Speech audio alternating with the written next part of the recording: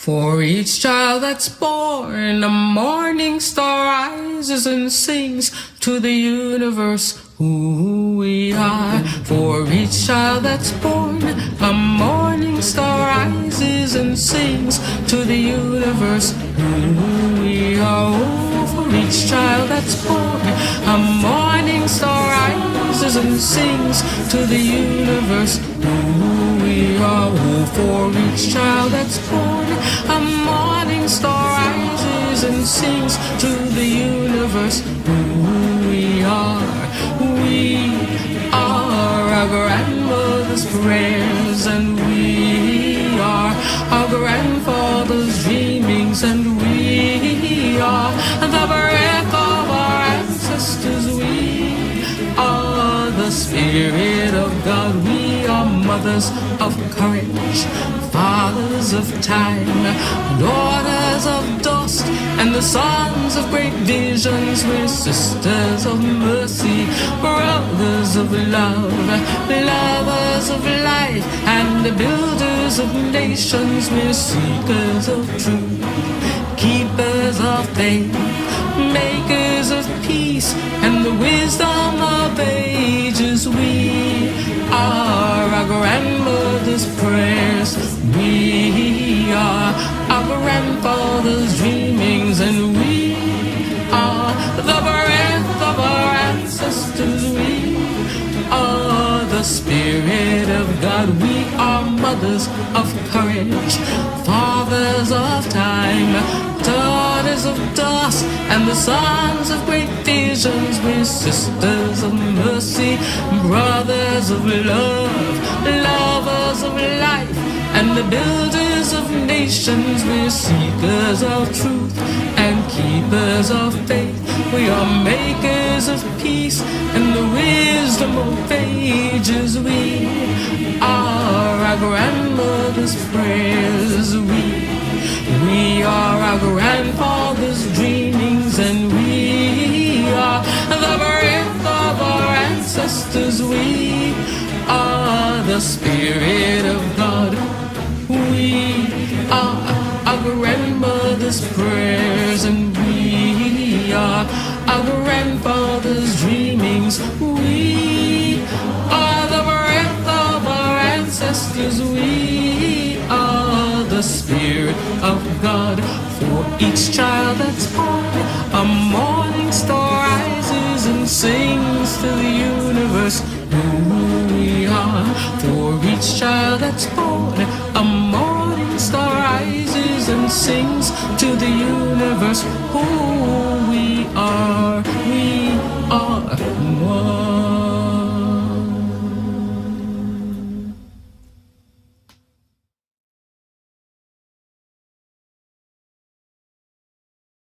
We are our grandmother's prayers, and we are our grandfather's dreamings, and we are the breath of our ancestors. We are the Spirit of God. We are mothers. Good morning. I'm the Reverend Tony Lorenzen. I'm glad you can be with us today for our morning service with the Unitarian Universalist Church in Meriden and the Mattituck Unitarian Universalist Society. We're glad you're here.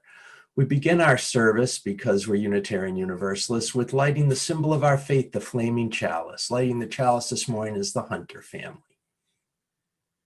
May this be a candle of hope as we hold others in our hearts. The warmth of our love goes out, all are held in the light of love and hope.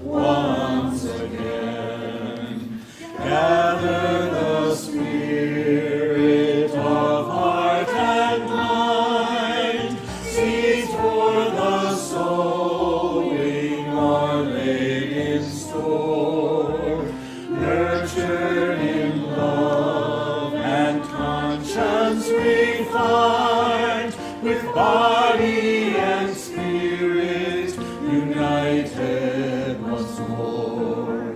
Gather in peace, gather in thanks, gather in sympathy now and then.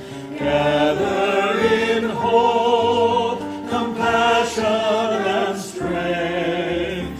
Gather to celebrate once again. Gather the Spirit growing in all, drawn by the moon and fed by the sun. Winter to spring and summer to fall, the chorus of life resounding as one. Gather in peace, gather in thanks, gather in sympathy now and then. Gather in hope, compassion, and strength. Gather to celebrate once again.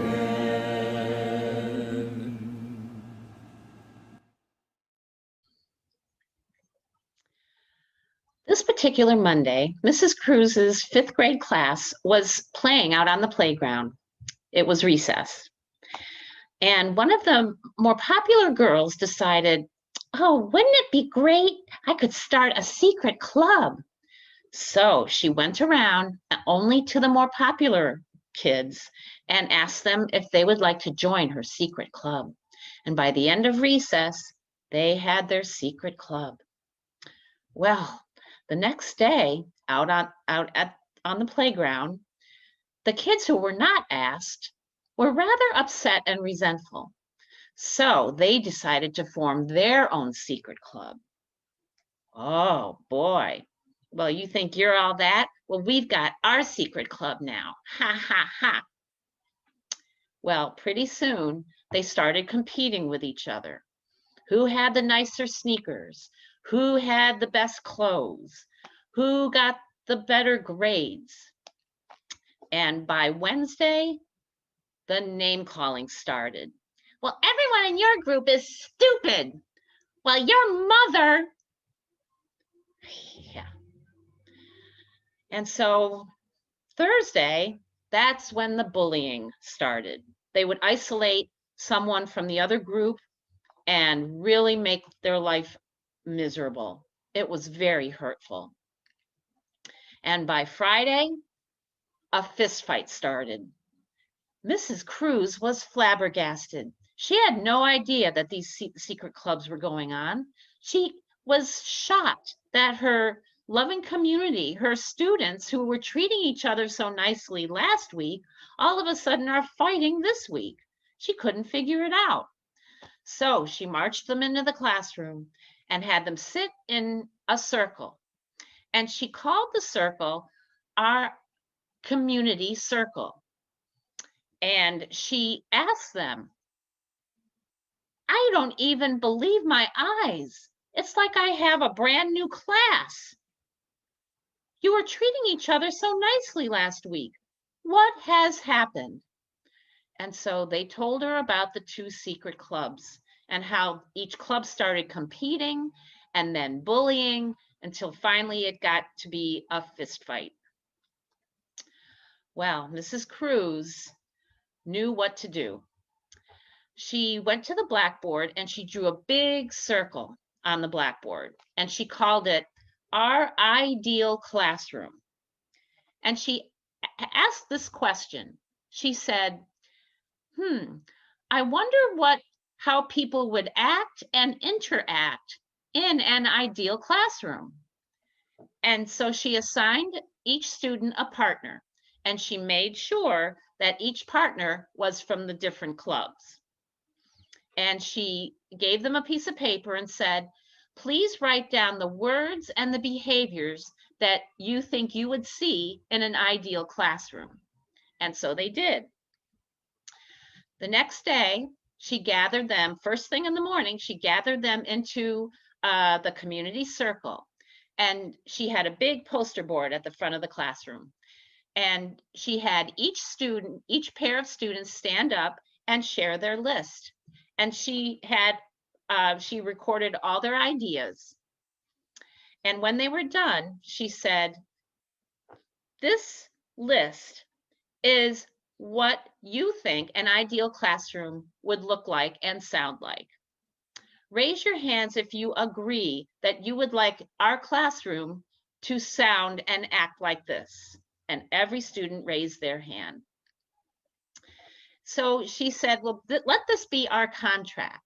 And so she had each student come up and sign their name as to make it a contract. And from then on, she brought them in the morning and had them sit in their community circle. And each morning she would give them a different prompt to discuss. And pretty soon they were a loving community, showing each other love and respect. So it takes work. We who believe in freedom cannot rest. We who believe in freedom cannot rest until it comes. We who believe in freedom cannot rest.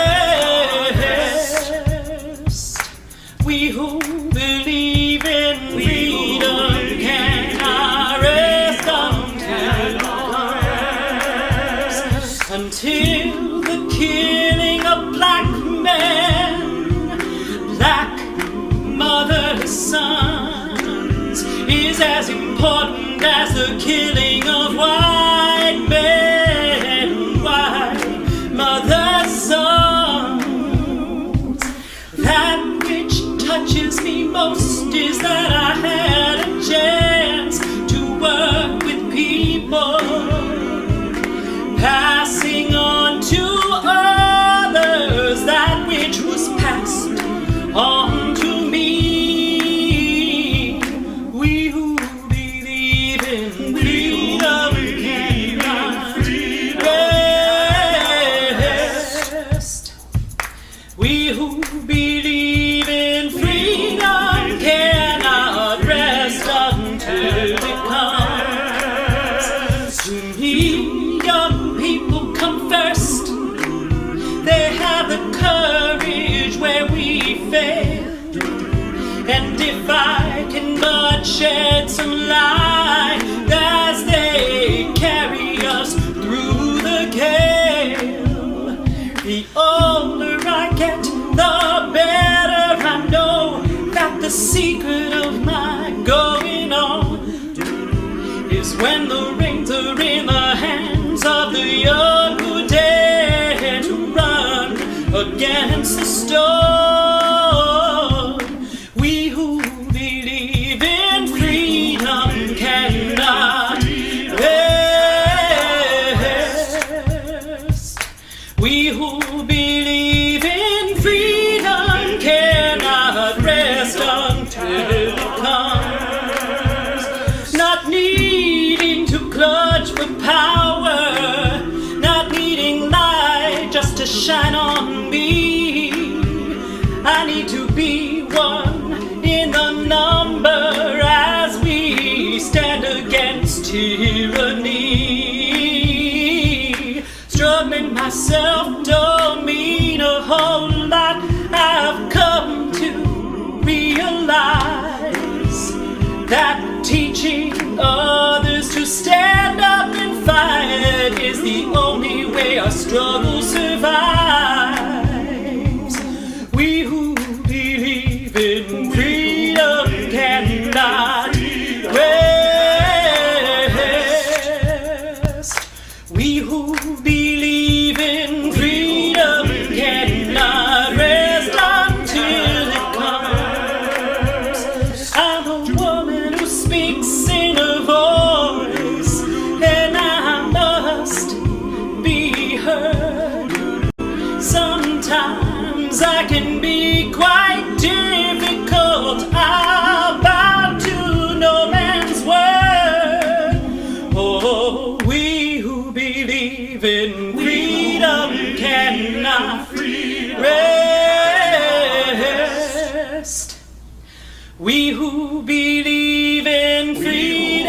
cannot rest until it comes.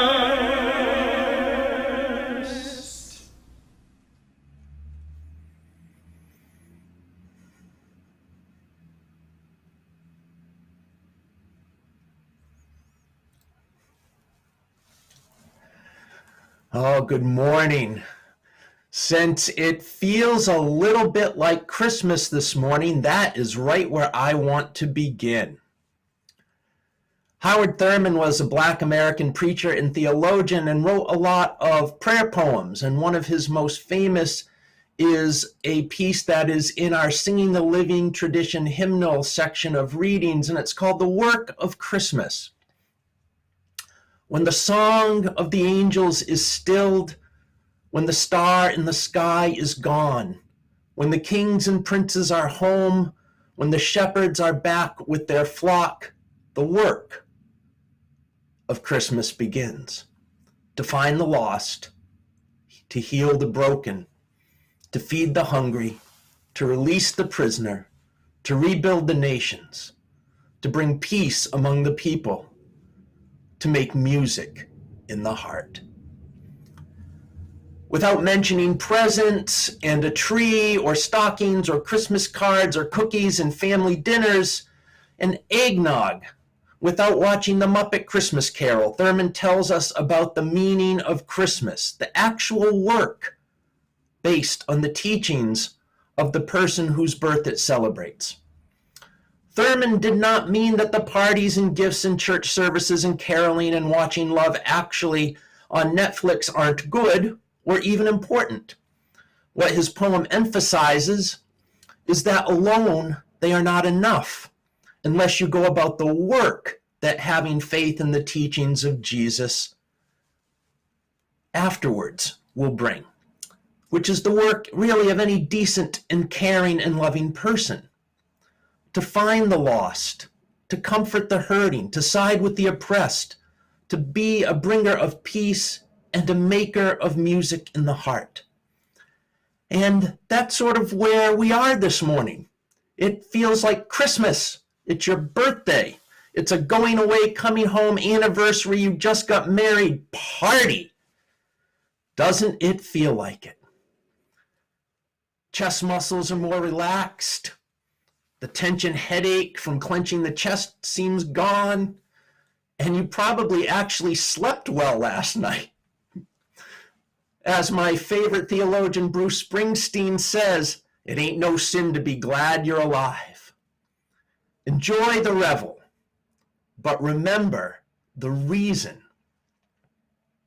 When the yard signs come down, when the bumper stickers are peeled off, when writing the postcards has stopped, when the standouts and phone banking and text banking has ended, when you take your campaign button off your coat and the votes have been counted and a winner declared, it's actually then that the work of democracy begins.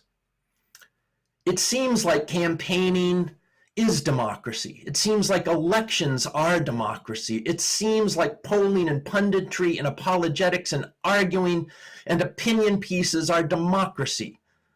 But all of those things are just mere pieces, not the entire reality of what democracy actually is and what it requires. Democracy requires many things that are out of the limelight, not the star of the show, in which we tend to forget about in our day-to-day living apart from election season, but which are essential for democracy to live and breathe and remain healthy and vital. Every election can be treated like a test and performance evaluation of the system. Our constant challenge is to do the hard work in between elections when it's less glamorous and more difficult to fit into our daily life. And we will return to that, but not today. Today is like Christmas Day. Today we rejoice. We rest and rejoice today, but we return to the work of building beloved community tomorrow. We rest and rejoice today, but we resume the pilgrim journey to the world we dream about tomorrow. We rest and rejoice today, but we renew our commitment to side with love tomorrow. There is no doubt our work is not done. Not by a long shot. The last 4 years in this election cycle have emphasized and put exclamation points on the things still wrong with our country, our culture, and our system. Things need to be fixed, not because they're broken, but because it's time for things to work differently. It's a flawed system, but it's not broken. It was designed to work the way it does. And I'm sure we can all rattle off a list of things that need fixing. How about we abolish the Electoral College? We abolish the Senate. It's completely dysfunctional and undemocratic. A person representing 600,000 people shouldn't have the equivalent power in the legislature as a person representing 6 million people. Increase the House of Representatives, lower by half the number of people that are represented by each representative in the House. Make voting a legal requirement, as it is in Australia. Punishable by fines, graduated like an income tax, and make Election Day a national paid holiday, a democracy Sabbath. Eliminate every barrier to voting and severely increase penalties for voter suppression and intimidation. Eliminate voter registration. Broadcast all vote counting live on the internet. Have national guidelines for how many citizens per polling place. Waiting an hour in line is reasonable, waiting 6 is not. Reverse Citizens United and severely limit campaign financing by anything other than individuals and limit that amount severely. No elected or government official should be above the law. Encourage the development of more political parties and use ranked choice voting in all elections.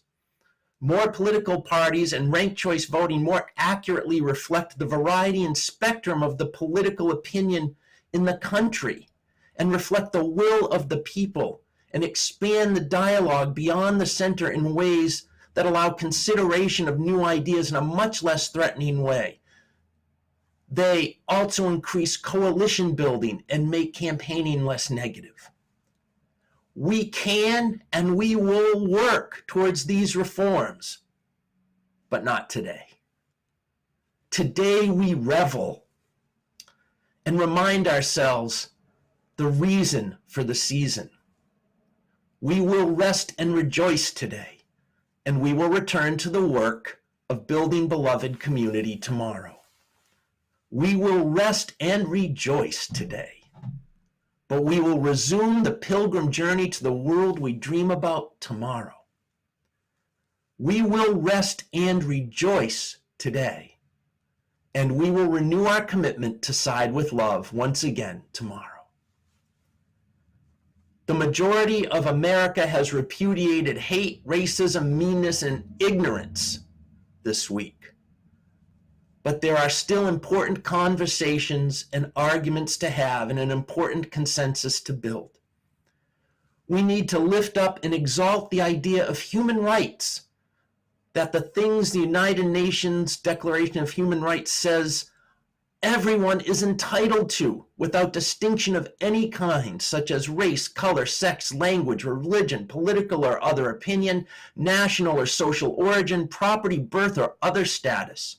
Furthermore, no distinction shall be made on the basis of political, jurisdictional, or international status of the country or territory to which a person belongs, whether it be independent, trust, non-self-governing, or any other limitation of sovereignty. True rights should never be subjected to law and popular vote. Arbitrary human differences such as gender expression, religion, skin color, sexual orientation cannot be a reason for treating anyone unfairly differently. It should never be up to a court or a vote to decide who can and cannot do something, have something, access something based on any arbitrary human difference. Secure life, liberty, and the pursuit of happiness by making education, healthcare, housing, food, and water free for all people. We will take up this conversation and the struggle to establish a baseline of human rights in our country. But not this morning. This morning, we are going to relax just a little bit and allow ourselves the luxury of truly believing and feeling in our heart the hope of peace on earth and goodwill to all people. This morning, we will enjoy the revel, even though we know we need to remember the reason for the season. We rest and rejoice today, and we will return to building beloved community tomorrow. Today we will rest and rejoice, but we will resume the pilgrim journey to the world we dream about tomorrow. We rest and rejoice today, but we will renew commitments to side with love tomorrow. We live into a light-hearted holiday spirit this Sunday morning, and we know we have work to do on our faith as well. We are called to lift up the role and importance of faith and faith communities such as ours. We have a fundamental and essential role to play in doing the work of democracy. And as Unitarian Universalists, democracy is not just a nice idea based on human rights that every person should have a say in the government they live under, but one of the fundamental truths in which we place our trust, our faith. The right of conscience and the use of the democratic process within our congregations and in society at large. Some of us do not like to think of Unitarian Universalism as a faith or a religion, but I do. It is the value that binds us to each other and a tradition. Faith is that which we put our most basic and foundational trust in. I want to be bound by principles and inspired by our sources, and I trust these things to make sense of my world and my life. One of the roles religion plays for us is to help us find and strengthen what Reverend William Barber Jr. calls the moral center. Beyond left and right and progressive and conservative, there's a space of basic decency and kindness and fairness, the moral center, an ethical ground on which all should stand. And the moral center is imperative because no matter how many rules and safeguards to have a fair, equitable system of government and elections, the health of our society, the health of our elections, and our government depends on things that cannot be legislated effectively. Laws and rules are the lowest common denominator, the least bad reality we can allow. They are important, but no matter how just or justly determined laws are, there will always be those who will cheat, lie, and steal their way around them. The only thing guaranteeing a democratic system works is the people of integrity will outnumber the people who lack integrity. A Supreme Court doesn't guarantee justice, the integrity of the judges does. A certain type of governmental system such as capitalism or socialism does not ensure a just society. The integrity of the people running the system does. Fair elections don't ensure a just outcome. The integrity of the electorate does. Ultimately, fairness and justice rely on people refusing to vote for their side if their side or candidate lacks integrity and decency and justice. One of the earliest votes I cast in a major election was in the 1990 gubernatorial election in Massachusetts. I voted for the Republican William Weld. I voted for him that year, even though I may have agreed with a little more of the Democratic platform. But the Democratic candidate, John Silber, was a mean, nasty, abhorrent man. He was known for what he called Silber shockers, saying things that were way offbeat and rude and mean. He was against gay rights, proposed cutting off benefits for unmarried mothers who had a second child or more on public aid. He questioned saving the lives of old, ill people, quoting Shakespeare saying, when you've had a long life and you're ripe, it's time to go. When asked by an interviewer to name one of his weaknesses, he said, "You find a weakness. I don't have time to tell you what's wrong with me." He was rude, nasty, and mean. He was like Trump before Trump. I could not vote for him because decency matters. Love and kindness matter. Integrity matters. It's not okay to rush through a Supreme Court nomination one year, but to not even hold a confirmation process another. It's not okay to make voting more difficult. And it's not okay to say actual white supremacists are good people. And we're going to get to work on all of this, but not today. Today, we are going to rest and rejoice. We'll return to the work of building beloved community tomorrow. We will rest and rejoice today, but we will resume the pilgrim journey to the world we dream about tomorrow. We will rest and rejoice today and renew our commitments to side with love tomorrow. Perhaps the most difficult task we return to tomorrow is healing harmful and dramatic divides between the people in our country who have vastly different views of the world and have vastly different political opinions and cultural norms. In order to make sure our democracy becomes vital and healthy and robust again, we must find a way to talk to each other, and more importantly, to hear each other. This is not easy because as harmful as the division among us is, falling into feel-good or irrational false equivalencies is also wrong. There are not good people on both sides when one side is white supremacists.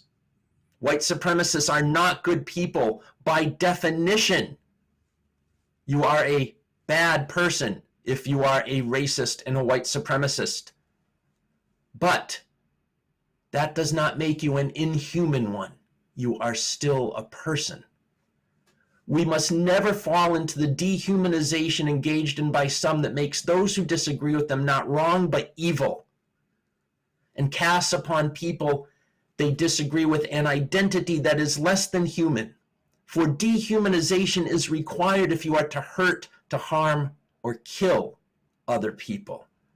You must, however briefly or however deeply, truly believe others are not quite like you, not human like you, don't feel, bleed, hurt, laugh, and cry like you. There is enough othering already. We must not fall into it. We may love our enemies without liking them. We may find ways to hold them in love even during times we must uphold the demands of love and justice. We will not push aside love and justice for civil convenience and avoiding difficult emotions and conversations. We will learn how to better have those conversations, how to love our enemies so that we don't sacrifice actual peace and fellowship for the absence of conflict and tension. We will be kind, but that may require that we are not always nice. We may even sometimes have to be a little nasty. But we are able to love our neighbor this way. And we are able to love each other. And we are able to not have each other be enemies. And we will get to this difficult work, but not today. Today, we enjoy the revel, even as we remember the reasons. Today, we rest and rejoice, for tomorrow, the work of democracy begins.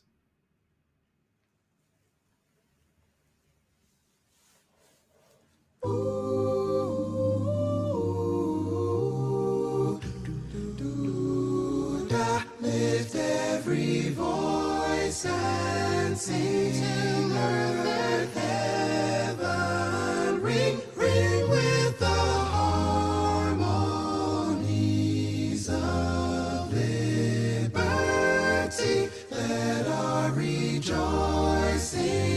rise high as the listening skies resound the rolling sea. Sing a song full of the faith that the dark past has taught us. Sing a song full of the hope that the present has brought us. Facing the rising sun of our new day.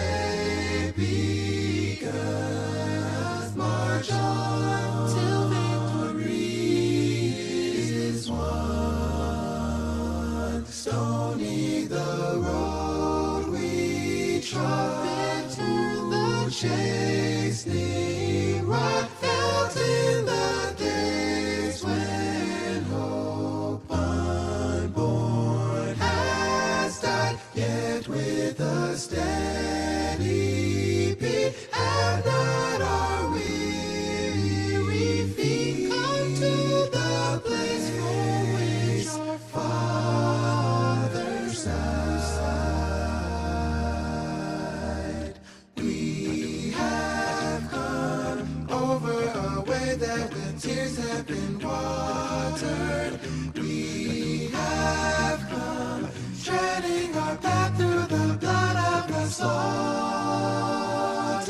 out from the gloomy past till now we stand at last, where the white gleam of our bright star is cast.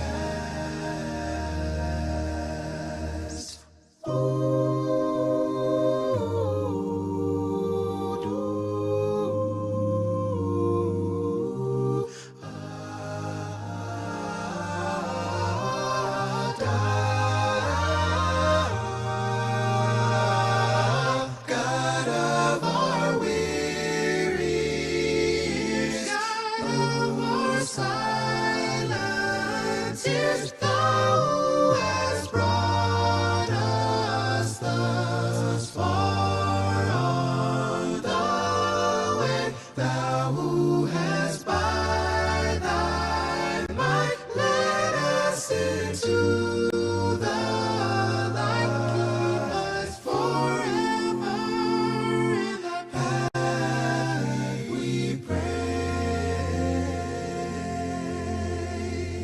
Lest our feet stray from the places, our God, where we met thee. Lest our hearts, drunk of the wine of the world, we forget thee. Shadow beneath thy hand, may we forever stand. True to our God, true to our God, true to our native land, true to our native land.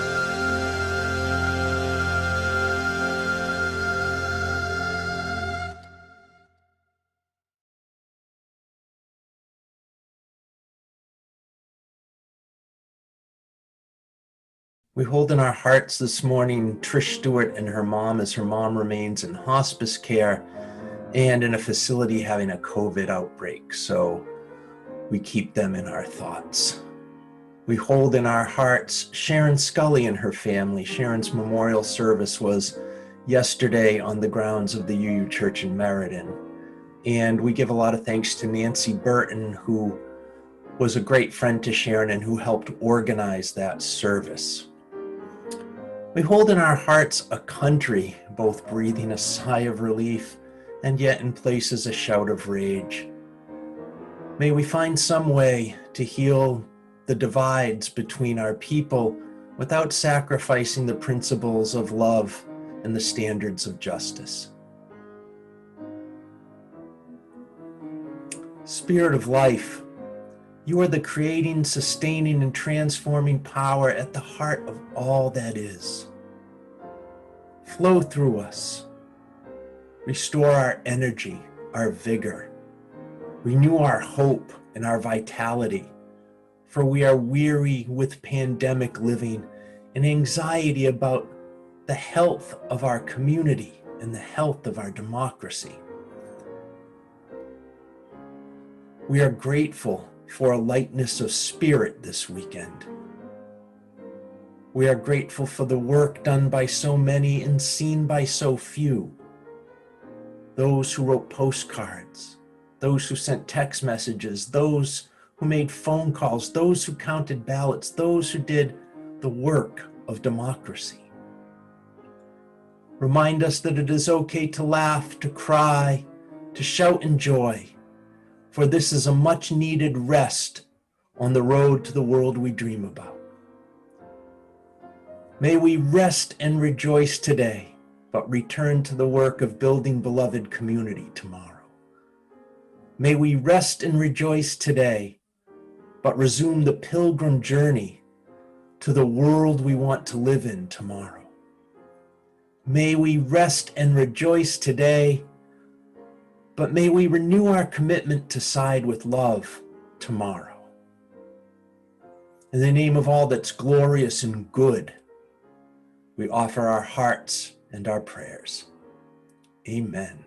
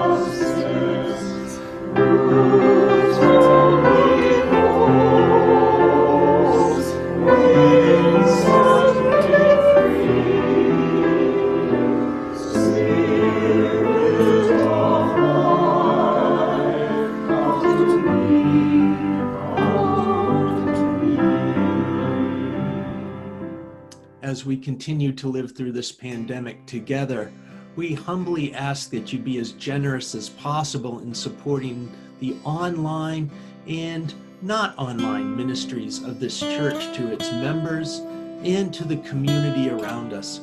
There's a lot of need there. Our members and friends have financial need, and our neighbors in the Woodbury and Meriden areas have a lot of financial need. Please be as generous as you possibly can. Thank you.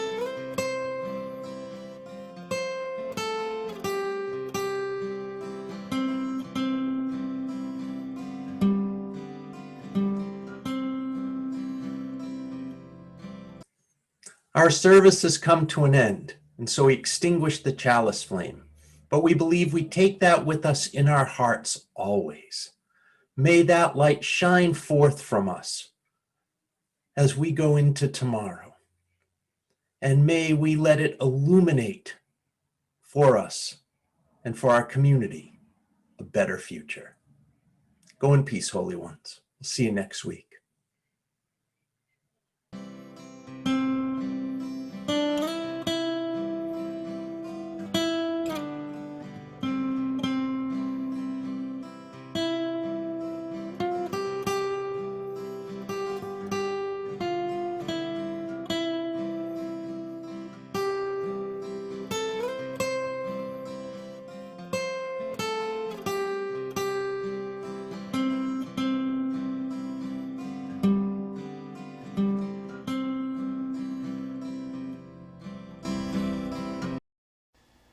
It may be true that nothing lasts forever, but we're not quite done yet. Please join us for coffee in the Zoom room. We've made the link easy now so that it's very simple to get there. It's there on your screen, but it's go.uucentralct.org/coffee.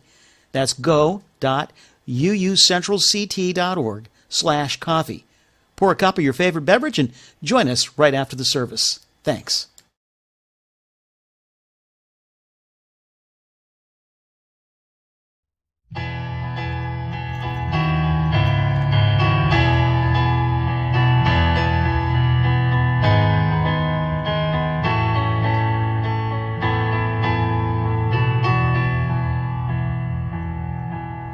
My life flows on in endless song above earth's lamentation. I hear the real, the far-off hymn that hails a new creation. Through all the tumult and the strife, I hear the music ringing. It sounds an echo in my soul.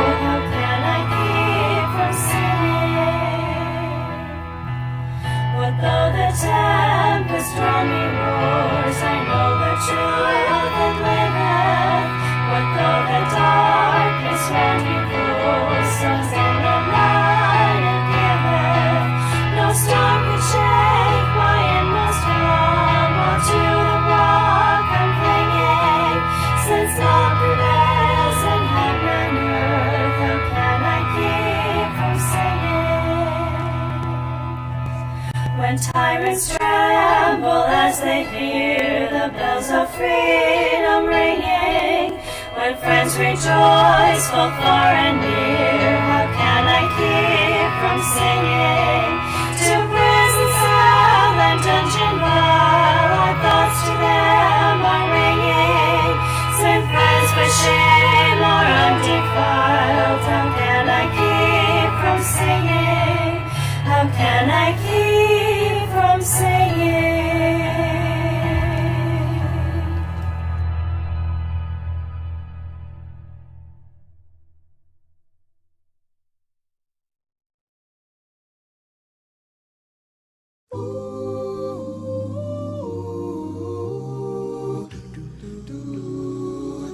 Lift every voice and sing to earth, heaven, ring, ring with the harmonies of liberty. Let our rejoicing rise high as the listening skies resound the rolling sea. Sing a song full of the faith that the dark past has taught us. Sing a song full of the hope that the present has brought us. Facing the rising sun of our new day begun. March on till victory is won. Stony the road we trod, to the chastening rod, felt in the days when hope unborn has died, yet with a steady beat, have not our weary feet come to the place for which our Father sighed. We have come over a way that with tears have been watered. We have come treading our path through the blood of the slaughter, out from the gloomy past, till now we stand at last, where the white gleam of our bright star is cast.